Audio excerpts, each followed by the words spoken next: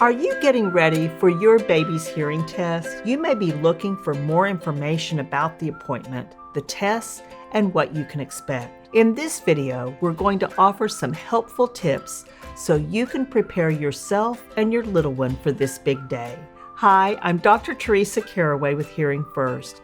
We're here to help and support families just like yours who have a child with hearing loss. We have a helpful handout you can download for free with tips to prepare for your baby's hearing evaluation. In this video, Dr. Jace Wolf, a pediatric audiologist with over 25 years of experience working with babies and young children who are deaf or hard of hearing, is going to explain some of the top tips he usually shares with parents before their baby's test appointment. Hi, I'm Dr. Jace Wolf. Let's discuss a few more helpful tips before your baby's appointment. I recommend parents pack the night before. Getting ready with a baby in the early morning is already a really tough task, and you may be feeling anxious the morning of. So what should you pack? If you use formula or pre-pumped milk, pack at least 2 bottles worth of feedings.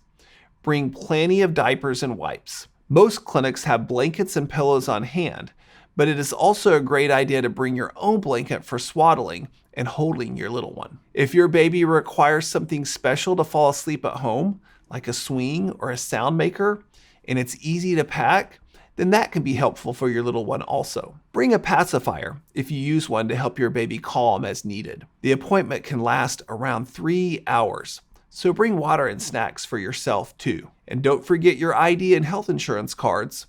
If you can, try to finish any paperwork before the appointment. Bring a notebook to write down any questions you may have before, during, and after the appointment. If possible, try not to bring other children, or make sure there is an adult who can watch the other children in the waiting room or in the car. It won't be possible for the other children to be present in the room during testing because they might disturb the test. Also, dress comfortably. Your team wants you to feel at ease and relaxed, so wear whatever makes you feel comfortable. A baby can detect when a parent is stressed out, and it is likely that the baby will become stressed too. We want your baby to be restful and calm, so it's best to provide a calming environment before and during the test. Try to provide plenty of time to arrive to the appointment, and don't schedule other appointments immediately after the testing so you don't feel rushed or more stressed. Now, you may be wondering, what if your baby won't fall asleep? That's okay.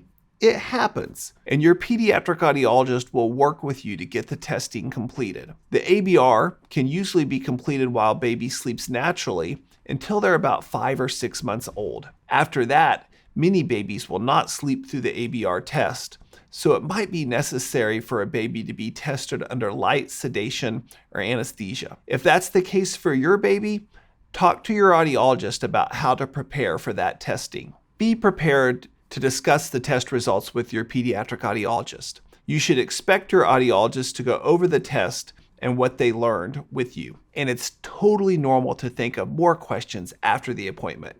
You can always follow up for more information. Remember, your pediatric audiology team is there to help you. Hopefully, you are now feeling more informed about what you can do to prepare as you head into that appointment. If you'd like to connect with other families with a child who is deaf or hard of hearing, click the link below to join the Facebook group.